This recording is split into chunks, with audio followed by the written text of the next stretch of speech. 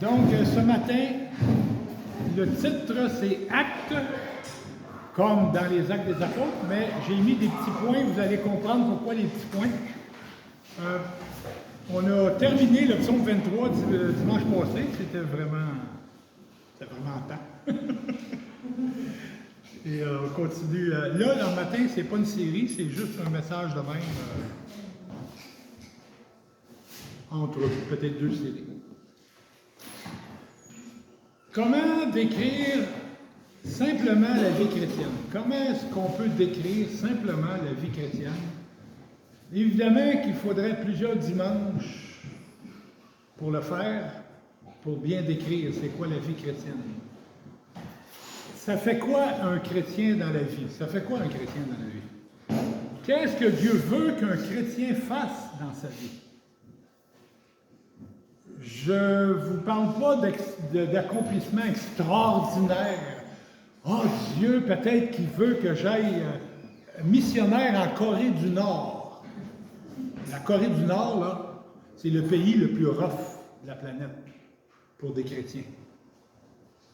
Puis il y en a beaucoup d'autres, mais Corée du Nord, c'est particulier, là. Bon, est-ce que Dieu veut que j'aille missionnaire à Corée du Nord? Ou bien donc, est-ce que Dieu veut que je sois le nouveau Billy Graham et que je prêche dans des stades de football à 60 000 personnes? Non, pas nécessairement ça. Ben, si c'est ça, ben, correct. Mais qu'est-ce que Dieu veut qu'un chrétien fasse dans sa vie? Une vie ordinaire pour la majorité des chrétiens. On vit des vies ordinaires en général. Et Dieu veut qu'un chrétien, par contre, soit le sel de la terre et la lumière du monde, comme on voit dans l'Évangile de Matthieu. Et la lumière du monde dans le milieu où ce chrétien-là se trouve. On peut être missionnaire ici, sans nécessairement aller au bout du monde. On peut être missionnaire autour de notre maison. Peut-être que tu es à l'aise de déclarer être chrétien. Ce qui veut dire, ça veut dire quoi ça? Je déclare être chrétien, ça veut dire j'ai reconnu mon état de pécheur, je suis perdu dans mes péchés, je suis indigne de quoi que ce soit. Je sais que Dieu est mon seul espoir. Je crois qu'il est mort crucifié pour moi. Il a subi mon châtiment, il a payé à la croix la dette de mes péchés. Bon, peut-être que tu déclares être chrétien, comme ça. Tu as vraiment cru, oui, tu es né de nouveau, enfant de Dieu.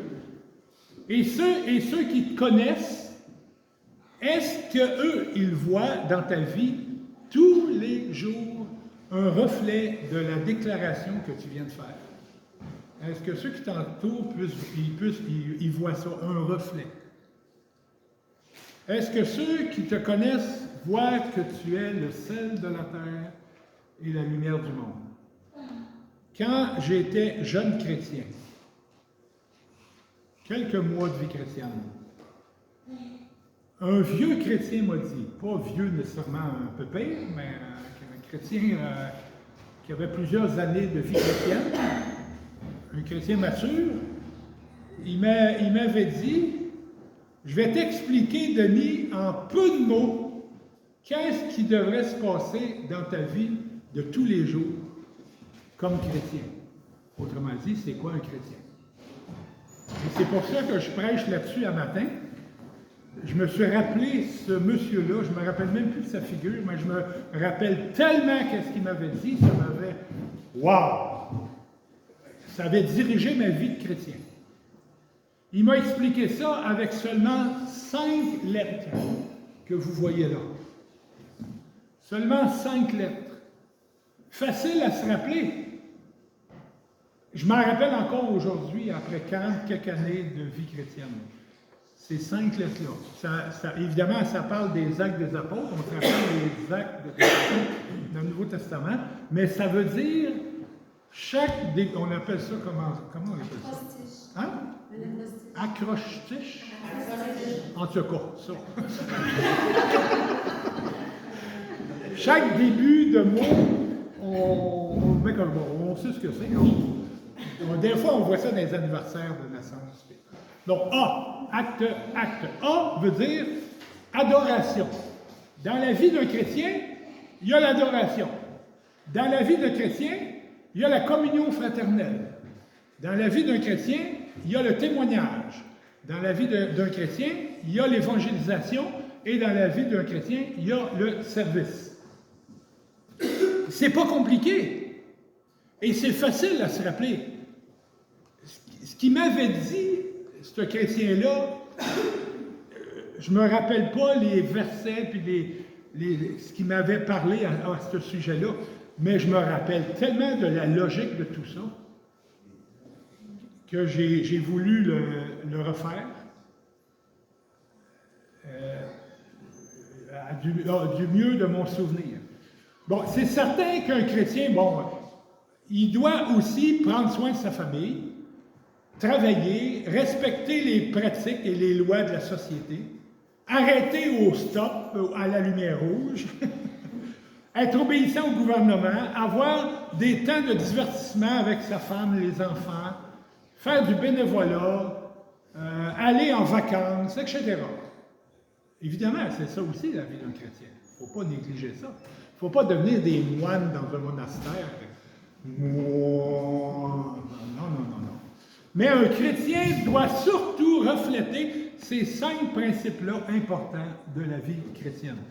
On commence avec le premier qui est l'adoration. L'adoration.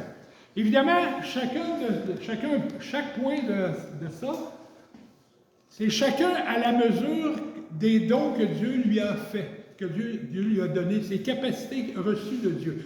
On n'y va jamais au-delà de nos capacités en tant que vie chrétienne. Mais on y va, par exemple. Adoration, le premier. Jean chapitre 4, versets 23 et 24. Jean chapitre 4, c'est l'histoire de la Samaritaine. Cette femme-là, avec une vie déréglée, elle va puiser de l'eau au puits à midi. Elle n'y va pas à 5-6 heures le matin, comme font toutes les femmes de son village, parce qu'il fait frais. Mais elle y va quand le soleil est direct en haut de sa tête, puis il fait 35-40 degrés. Pourquoi? Parce qu'elle a une vie déréglée. Cette pauvre femme, elle rencontre Jésus. Wow! Donc, Jean chapitre 4, versets 23 et 24. Jésus lui dit, « Mais l'heure vient, et c'est maintenant où les vrais adorateurs adoreront le Père en esprit et en vérité. » En esprit et en vérité. En esprit, ça veut dire dans toi, dans ton esprit, avec l'Esprit de Dieu, et en vérité, c'est avec ça. En vérité. Ce que la parole de Dieu dit, c'est la vérité. Donc, si on veut adorer Dieu, on doit l'adorer en esprit et en vérité, selon le plan que Dieu veut qu'on l'adore. Donc, les vrais adorateurs adoreront le Père en esprit et en vérité, car ce sont de tels adorateurs que le Père recherche. C'est ça que Dieu veut. C'est de cette façon-là que Dieu veut qu'on l'adore. Dieu est esprit et il faut que ceux qui l'adorent en esprit et en vérité. Si tu adores Dieu d'une autre façon, tu es à côté de la traque. Parce que c'est Dieu qui le dit. C'est pas moi qui le dis, c'est Dieu qui le dit. Un autre verset, Éphésiens, chapitre 1, versets 4 à 6 et versets 11 à 14. En lui, en Jésus, Dieu nous a élus avant la fondation du monde pour que nous soyons saints et sans défaut devant lui. Dans son amour, il nous a prédestinés par Jésus-Christ à être adoptés selon le dessein bienveillant de sa volonté. Pourquoi qu'il a fait tout ça? Pour célébrer la gloire de sa grâce qu'il nous a accordée en son bien-aimé. Pour qu'on l'adore. La suite, en lui, toujours en Jésus, nous avons aussi été mis à part. Mis à part dans le sens que, pas, tosse-toi, pas dans ce sens-là, dans le sens que il nous met comme devant lui. Il prend soin, prend un soin particulier de nous, c'est ça, mis à part. Nous avons aussi été mis à part, prédestinés selon le plan de celui qui opère tout selon la décision de sa volonté, afin que nous servions à quoi? À célébrer sa gloire, encore l'adorer. Nous qui d'avance avons espéré en Christ. En lui, en Jésus, vous aussi, après avoir entendu la parole de la vérité, l'évangile de votre salut, en lui, vous avez cru et vous avez été scellés du Saint-Esprit qui avait été promis et qui constitue le gage, la promesse de notre héritage, en vue de la rédemption, c'est-à-dire être racheté de ceux que Dieu s'est acquis. Pourquoi? Pour célébrer sa gloire. Donc, un chrétien doit adorer. Ça doit être dans le but du chrétien. Un chrétien doit adorer. Après ça, dans Luc 24, versets 52 et 53, là, Jésus est sur le point de remonter au ciel. Il est ressuscité. Et il dit aux apôtres, pour eux, après l'avoir adoré, les apôtres et les disciples, après l'avoir adoré, ils retournèrent à Jérusalem avec une grande joie et ils étaient continuellement dans le temple et bénissaient Dieu. Ils étaient continuellement dans le temple à Jérusalem. Ils adoraient. Acte 2, 46 et 47. Chaque jour, avec persévérance, ils étaient au temple d'un commun accord pour adorer. Ils rompaient le pain dans les maisons et prenaient leur nourriture avec allégresse et simplicité de cœur. Ils louaient Dieu, ils adoraient Dieu et obtenaient la faveur de tout le peuple. Et le Seigneur ajoutait chaque jour à l'Église ceux qui étaient sauvés. Éphésiens 5, 19. Entretenez-vous, ça c'est Paul dit ça aux chrétiens, entretenez-vous par des psaumes, des hymnes, comme on a fait tout à l'heure, des cantiques spirituels, chantez et célébrez le Seigneur de tout votre cœur. Célébrez le Seigneur, adorez le Seigneur. Et dans Hébreux 10, 25, n'abandonnons pas notre assemblée, venons à l'assemblée. N'abandonnons pas notre assemblée comme c'est la coutume de quelques-uns. Pour adorer, c'est pour ça qu'on se réunit. Et cela d'autant plus que vous voyez le jour s'approcher. Hébreux 12, 28. C'est pourquoi, puisque nous recevons un royaume inébranlable, ayons de la reconnaissance en rendant à Dieu un culte qui lui soit agréable avec piété et avec crainte. Donc, ayons de la reconnaissance en rendant à Dieu un culte qui lui soit agréable. C'est pour ça qu'on se réunit. Pour rendre à Dieu un culte, l'adorer. Donc, le chrétien, dans sa vie de tous les jours, adore son Dieu, seul et avec les autres. Deuxième, communion fraternelle. Acte 2, 42, on l'a vu, non, on ne l'a pas vu tout à l'heure, mais on n'était pas loin. Il persévérait dans l'enseignement des apôtres. Est-ce que tu peux tenir, s'il te plaît, ton gobelet en place? Merci. Il persévérait dans l'enseignement des apôtres, dans la communion fraternelle. Dans la communion fraternelle, dans la fraction du pain et dans les prières. C'est ce que les chrétiens faisaient, la communion fraternelle. Acte 2, 46.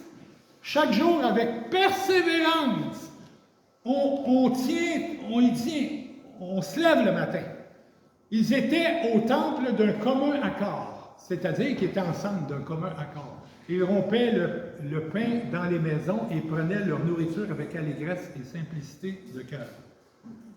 Luc 24, 52.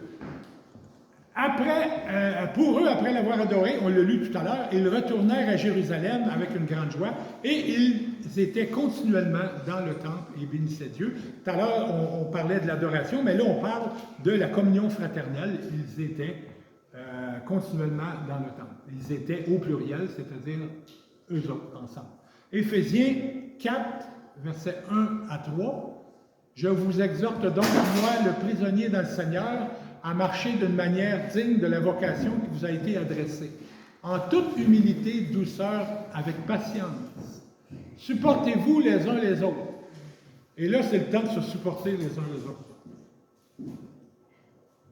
Supportez-vous les uns les autres, avec amour, en vous efforçant de conserver l'unité de l'esprit par le lien de la paix. Communion fraternelle. Parce que, évidemment, dans nos vies, des fois, on pile sur l'orteil de l'autre. On crée des malaises. Mais là, supportez-vous les uns les autres avec amour en vous efforçant de conserver l'unité de l'esprit par le lien de la paix. C'est la communion fraternelle. Colossiens 3, 12 à 15. Ainsi donc, comme des élus de Dieu, c'est les chrétiens, saints et bien-aimés, revêtez-vous d'ardente compassion, de bonté, d'humilité, de douceur, de patience. Supportez-vous les uns les autres, on l'a vu dans Éphésiens, on le voit encore dans Colossiens. Supportez-vous les uns les autres et faites-vous grâce réciproquement, ensemble. Si quelqu'un a à se plaindre d'un autre, comme le Christ vous a fait grâce, vous aussi, faites de même. Romains 12. Par-dessus tout, revêtez-vous de l'amour qui est le lien de la perfection, que la paix de Christ à laquelle vous avez été appelés pour former un seul corps règne dans vos cœurs, soyez reconnaissants. Et Romains 12. En effet, comme nous avons plusieurs membres dans un seul corps, et que tous les membres n'ont pas la même fonction, ainsi, nous qui sommes plusieurs membres, nous formons un seul corps. C'est-à-dire que le groupe est ensemble, communion fraternelle. Nous formons un seul corps en Christ et nous sommes tous membres les uns des autres. Donc, communion fraternelle ne veut pas dire club social. Quand on s'en vient le dimanche matin, ici, là, on passe devant les Chevaliers de Colomb, à côté de ce qui lave les autos, là, Pro Nature. Puis là, le parking est plein de chars. Club social. Ils vont manger des œufs, des toasts, ils vont jaser de leur job. Les retraités parlent de leur retraite. On n'est pas ça ici. On n'est pas un club social. On est des frères en Jésus-Christ, rachetés par le sang de l'agneau, ensemble pour l'éternité, de toute nation, de toute langue, de toute tribu, faisant partie du corps de Christ. Si Jésus n'était pas dans nos vies à chacun, si Jésus n'était pas dans notre vie, on ne serait pas ensemble. On serait au Chevalier de Colomb. Donc, la communion fraternelle entre frères et sœurs est très importante. Troisièmement, le témoignage. Le témoignage. Témoignage dans le sens notre vie de tous les jours. Au travail, à l'école, au magasin, à la maison. On est tenu d'avoir un bon témoignage. Pourquoi? Parce qu'on est le sel de la terre, la lumière du monde. Ma vie qui reflète ma foi et mon appartenance à Jésus. Ma vie est supposée de refléter ma foi et mon appartenance à Jésus quand je me déplace partout dans la semaine. J'ai cru que Jésus a payé de sa vie pour enlever mon péché. J'ai cru à ça. Donc, logiquement, je ne me roule plus dans le péché. Logiquement. Parce que Jésus est mort pour enlever mon péché. J'ai cru que Jésus est mort crucifié pour enlever mon péché. Puis moi, volontairement, je ne parle pas des dépendances, je parle des péchés qu'on prend tellement de plaisir dans ces péchés-là. Non, ça n'a pas lieu. Ça n'a pas lieu d'être dans ma vie. Romains 6, 2.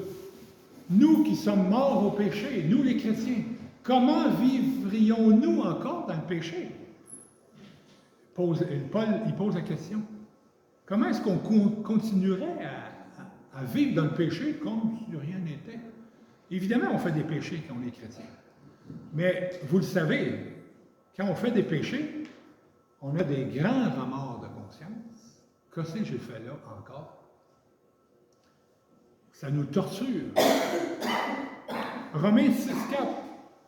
Nous avons donc été ensevelis avec lui, avec Jésus, dans la mort par le baptême, afin que, comme Christ est ressuscité d'entre les morts, par la gloire du Père, de même, nous aussi, nous marchions en nouveauté de vie. Un chrétien doit marcher une nouvelle façon, une nouveauté de vie. Parce qu'il a été racheté. Le Saint-Esprit vit dans le chrétien. Et verset 6, nous savons que notre vieille nature, c'est-à-dire le Denis avant sa conversion, notre vieille nature a été crucifiée avec lui, afin que ce corps de péché soit réduit à l'impuissance et que nous ne soyons plus esclaves du péché. L'apôtre Paul est bien clair.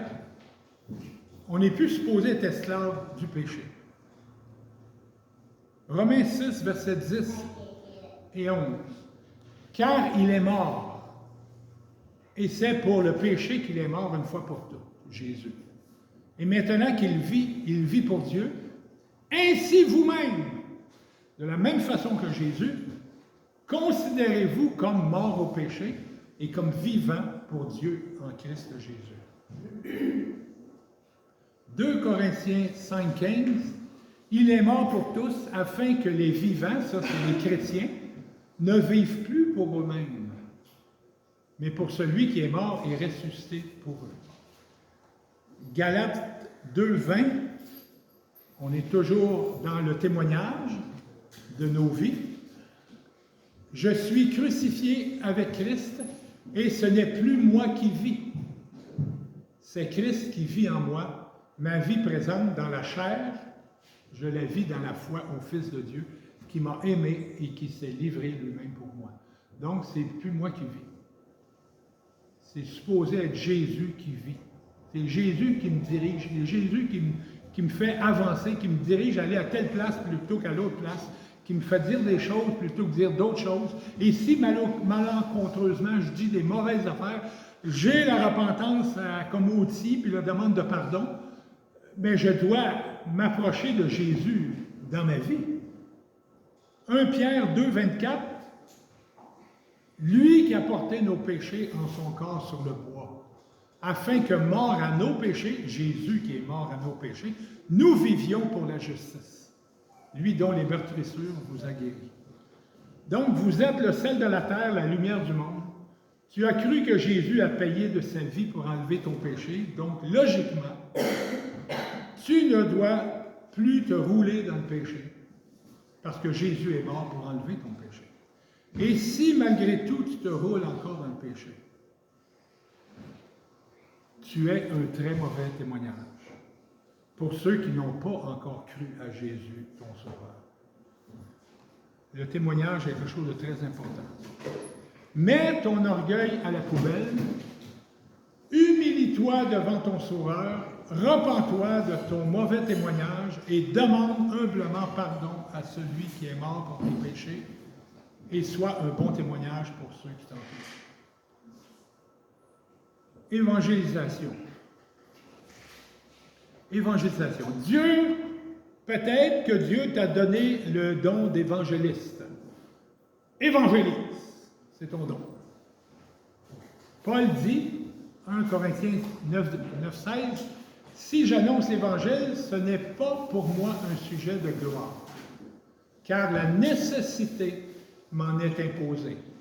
Quand tu as le don d'évangéliste, il faut que ça sorte.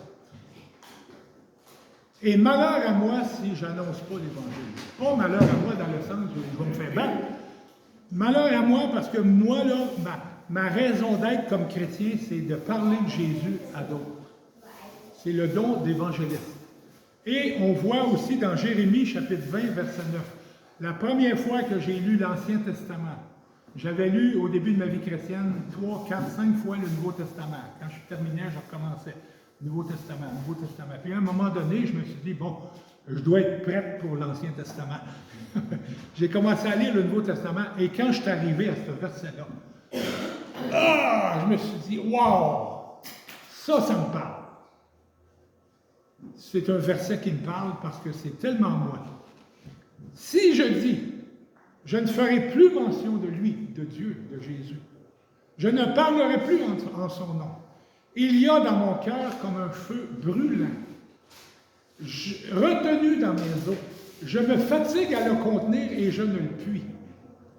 Quelqu'un qui a le don d'évangéliste, il n'est pas capable de ne pas parler. C'est plus fort que lui. Il va s'ouvrir la trappe, il va parler de Jésus. Mon frère, je vous l'ai déjà dit, il est vraiment, vraiment évangéliste, là. Ça fait au-dessus de 50 ans qu'il est chrétien, peut-être 60 ans. Il prêche partout ce qu'il va. Il rentre dans l'autobus, il prêche à tout le monde. Il va dans un parc, il prêche à tout le monde. Il va à l'hôpital, il prêche à tout le monde. Vraiment, vraiment. Tu es à côté de lui et tu te dis, wow, je suis vraiment cheap, moi, à côté de lui. Mais un évangéliste, là, il faut que ça sorte. Il a le goût de parler de son Sauveur. Et pour ceux qui n'ont pas reçu le don d'évangéliste, oui, c'est pas tout le monde qui a eu le don d'évangéliste, mais si tu n'as pas eu le don d'évangéliste, ben évangélise comme tu peux. C'est sûr que c'est pas comme un feu retenu dans tes os, mais tu es capable de parler de ton Sauveur à quelque part. Comme un peu comme si tu n'as pas reçu le don de service, bien, est-ce que ça veut dire que tu n'aides pas quand on fait un repas? Tu restes assis puis tu attends que le repas soit servi. Ah, j'ai pas le don de service. Je vais laisser ceux qui ont le don de service. Non! Tu n'as pas le don de service, mais quand même, tu peux mettre des chaises, mettre des salières. Tu n'as pas reçu peut-être le don d'enseignant. Peut-être que tu n'as pas reçu le don d'enseignant. Est-ce que ça veut dire que quand quelqu'un te pose une question au sujet de l'Évangile, un verset, tu lui réponds, je vais dire à mon pasteur qui t'appelle. Ben non. Tu n'as pas le don d'enseignant, OK, mais quand même, tu peux dire quelque chose.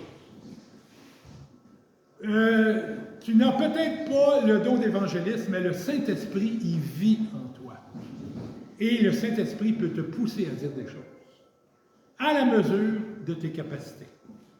Il n'y a pas de tordage de bras là-dedans. Tous les chrétiens peuvent évangéliser, évangélistes ou non. Tous les chrétiens. Parce que c'est écrit dans Luc 19, 39 à 40. Quelques pharisiens au milieu de la foule dirent à Jésus, « Maître, reprends tes disciples. » Il répondit, Jésus répond, « Je vous le dis, s'ils se taisent, les pierres crieront. » Évidemment, c'est d'une façon imagée que Jésus parle. Une pierre, là, ça ne parle pas. Et surtout, ça ne crie pas. Mais dans le sens que si les chrétiens se taisent,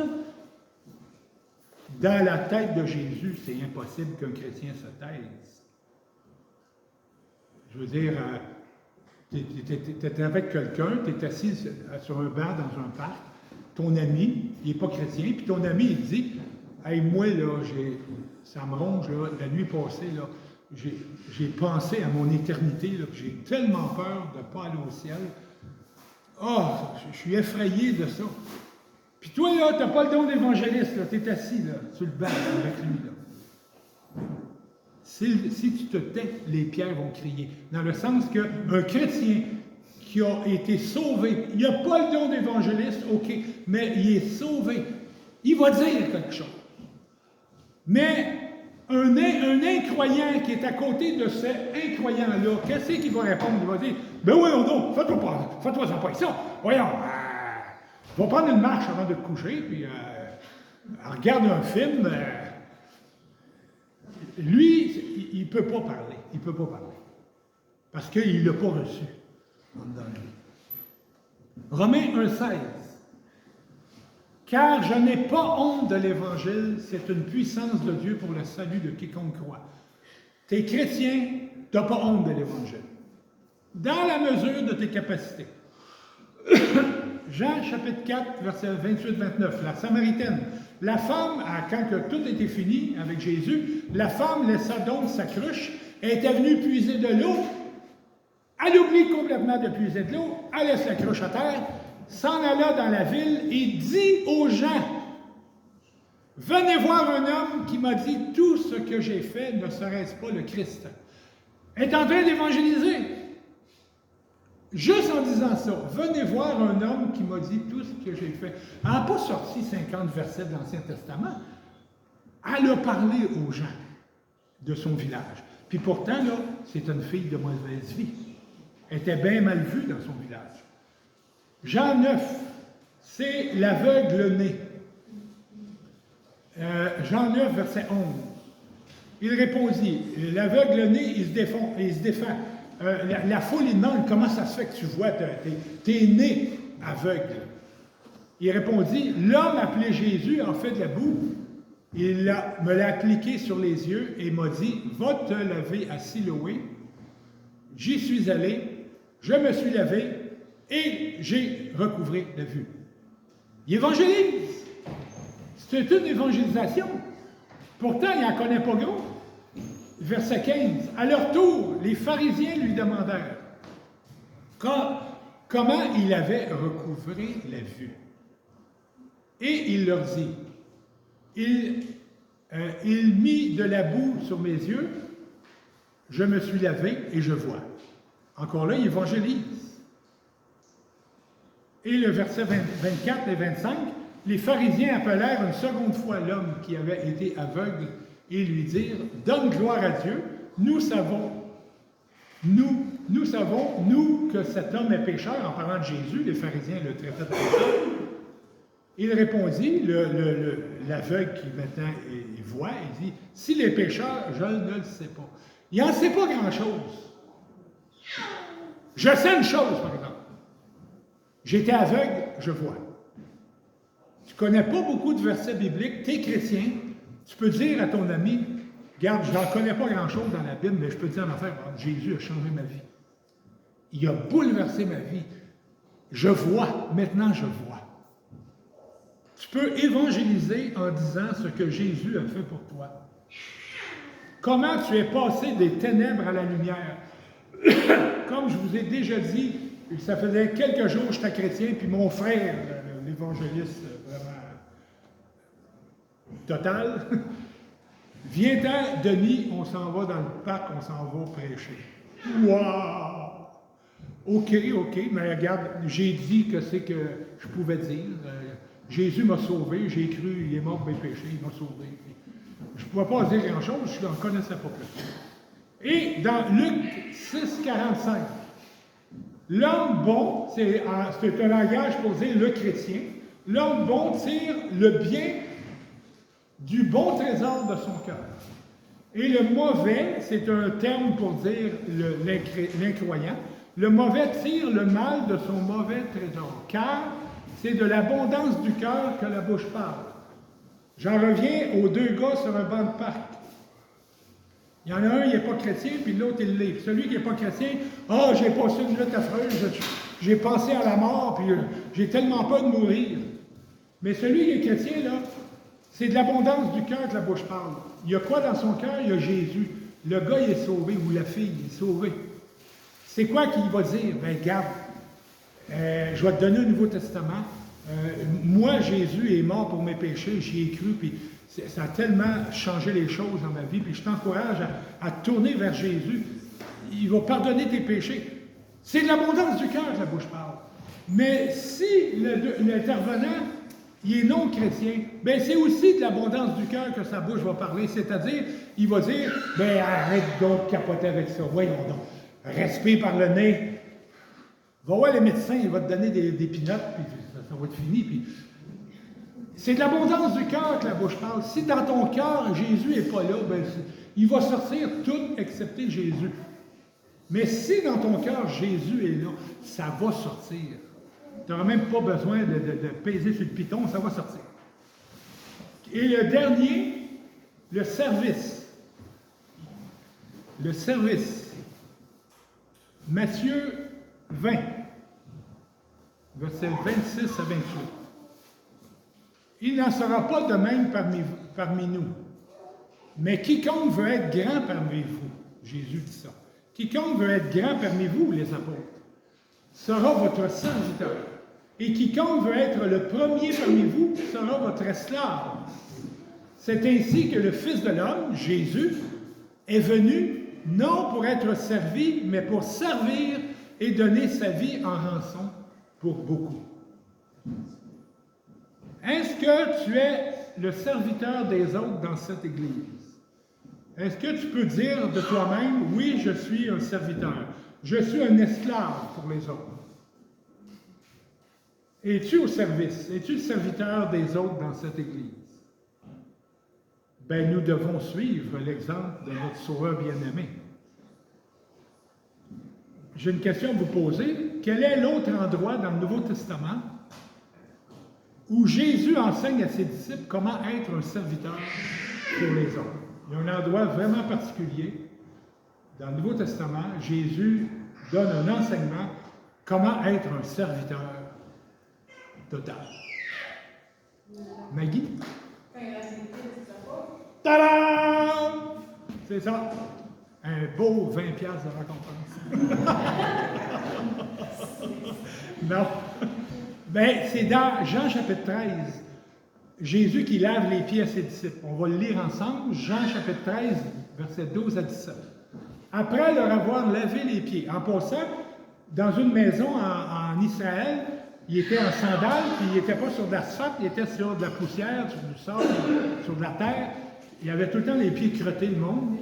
Et là, quand il rentrait d'une maison, le maître de la maison, il disait à un esclave, et pas n'importe lequel esclave, le dernier des esclaves. Le dernier des esclaves, lave les pieds de mon invité. Puis là, l'esclave a 4 pattes devant les orteils, puis il avait les pieds de l'invité. C'était ça. Et Jésus, c'est ça qu'il fait. Et là, quand les apôtres voient Jésus faire ça, eux autres, dans leur culture, qu'est-ce qu'il fait là? C'est inadmissible. C'est le dernier des esclaves qui doit laver les pieds de quelqu'un, d'un voyageur.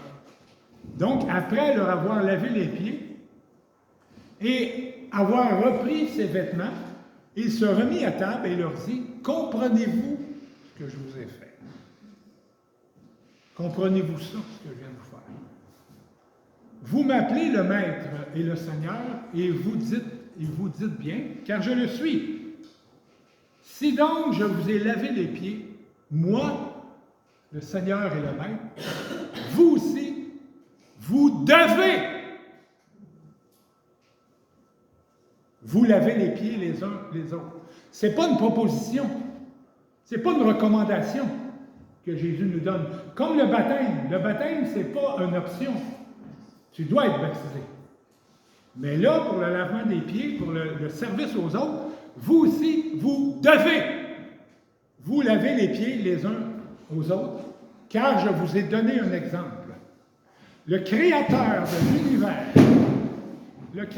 de l'univers, il se met à 4 pattes, comme le dernier des esclaves, pour laver les pieds d'un voyageur. À combien plus forte raison nous? Et afin que vous aussi, vous fassiez comme moi je vous ai fait. En vérité, je vous le dis, le serviteur n'est pas plus grand que son Seigneur. Les apôtres, vous n'êtes pas plus grands que moi. Ni l'apôtre plus grand que celui qui l'a envoyé. Si vous savez cela, vous êtes heureux, pourvu que vous le mettiez en pratique. Tu veux être heureux dans ta vie chrétienne? Bien, il faut commencer avec ça. Le service esclave. Toi qui es chrétien, je te pose une question, réponds sincèrement dans ton cœur, pas à haute voix, dans ton cœur. Comprends-tu ce que Jésus t'enseigne ici? Jésus te donne un exemple pour que tu fasses comme lui a fait. Si tu comprends ça et que tu le mets en pratique, pas juste de le comprendre, mais de le mettre en pratique, tu es heureux. C'est-à-dire, ta vie chrétienne va faire un bond extraordinaire, comme tu ne peux même pas t'imaginer. Un chrétien, c'est avant tout, premièrement, un serviteur, un esclave de ses frères et sœurs. C'est ça avant tout. Ce n'est pas une option de servir les autres, c'est un ordre. vous aussi, vous devez. Est-ce qu'on dit aux pompiers quand l'alarme sonne? Le feu a brûlé, là. Ça a brûlé chez moi. Les pompiers, brrr, je ne sais pas c'est quoi l'alarme, mais ça a sonné dans le poste. Est-ce qu'ils ont dit, hey, j'ai pas fini mon film? Non. Tu es à la table, tu es à la bécosse, tu es en train de manger, tu lâches tout. Tu pognes le poteau, puis jusqu'en bas, puis ouais, dans le truck, puis là. Un pompier, c'est comme ça. Est-ce qu'on dit aux pompiers, quand l'alarme va sonner, ben, garde, prenez votre temps. Non. Quand l'alarme sonne, t'embarques dans le truck. Il n'y a pas de ni oui ni non, de oh, oui, mais t'embarques dans le truck, c'est ta job. Il y a plusieurs manières d'être serviteur, comme Jésus le demande. Entre autres, je vais nommer 3 façons d'être serviteur ici. 3 choses très, très, très importantes. Première chose, le ménage du bâtiment. C'est très important. Aussi important que le pasteur qui prêche. Parce que l'invité qui vient ici, puis qui rentre dans la toilette, puis que c'est le dépotoir, il revient d'abord. Il va aller ailleurs. Le ménage du bâtiment. Deuxième chose très importante, la pouponnière. Brigitte est là 3 fois sur 5 à la pouponnière. 3 dimanches sur 5. Troisième affaire, vous me voyez venir, l'école du dimanche. Un grand besoin de moniteur, monitrice. Et si vous décidez de vous joindre soit au ménage, à la pouponnière ou à l'école du dimanche, vous ne manquez rien parce que tout est enregistré. Vous pouvez voir le message chez vous confortablement. Vous ne manquez rien. Il y a d'autres choses aussi, mais là, j'ai nommé les 3 principales, les 3 plus importantes. Si quelques-uns seulement servent dans une église et que les autres sont des spectateurs passifs, ça engendre dans le cœur des serviteurs actifs des mauvais sentiments, du mépris, du mécontentement, du jugement, du découragement, un désir d'abandonner, de l'amertume. C'est pour ça que Jésus dit, vous aussi, vous devez. On est un corps, plusieurs membres, mais on marche ensemble. On est un corps.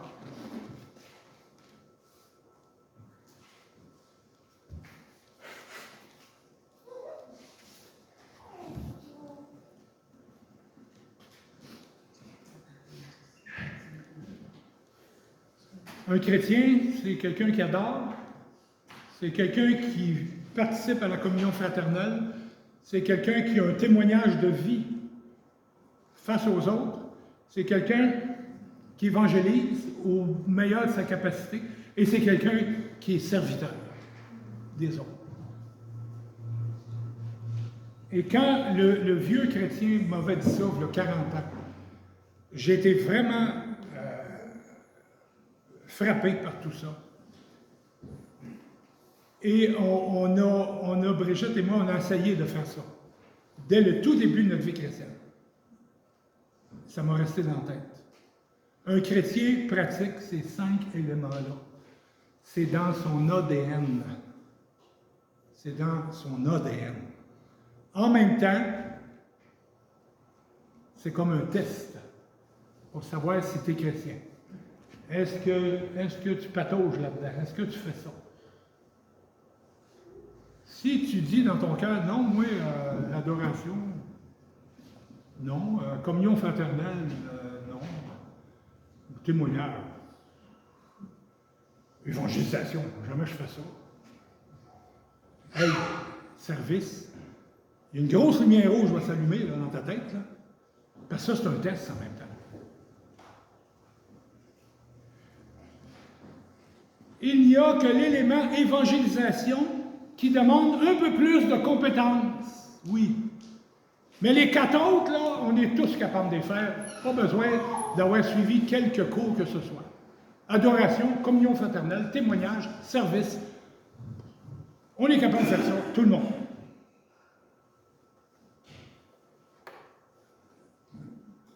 Donc, François Vermette vient mardi, mercredi, jeudi. Il vient parler justement de ça, le service. Et bizarrement, là, j'ai jamais pensé à ça quand j'ai préparé mon message. Un matin, quand j'ai revisé mon message, je me suis dit, je suis en train de couper les pieds à François. Non. Je crois plutôt que je fais une introduction à François. Et soyez là, mardi, mercredi, jeudi, évidemment, si vous pouvez. Ça va être très important, très important. Je vais prier parce que les petits-enfants, ils sont un petit peu... ils ont hâte de bouger un peu plus. Je vais prier. Merci Seigneur Jésus de ton enseignement, acte A-C-T-E-S. Et Seigneur, rentre-le profondément dans notre cœur, ce concept-là, ces éléments-là. Et Seigneur, merci parce que tu veux te servir de nous. Mais malheureusement, trop souvent, c'est nous qu'on ne veut pas. Et Seigneur, pousse-nous, Seigneur. Pousse-nous à accomplir dans nos vies les 5 éléments. Merci Jésus de ton amour pour nous et de ton enseignement là-dessus. Merci Jésus. Amen.